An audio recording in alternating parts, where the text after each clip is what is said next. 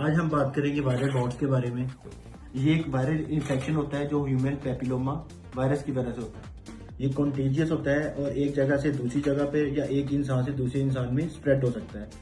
इसलिए इसे हमें छेदने से, काटने से या नेल कटर से रिमूव करने से अवॉइड करना चाहिए। कुछ लोगों का सवाल होता है कि ये डेंजरस होते हैं।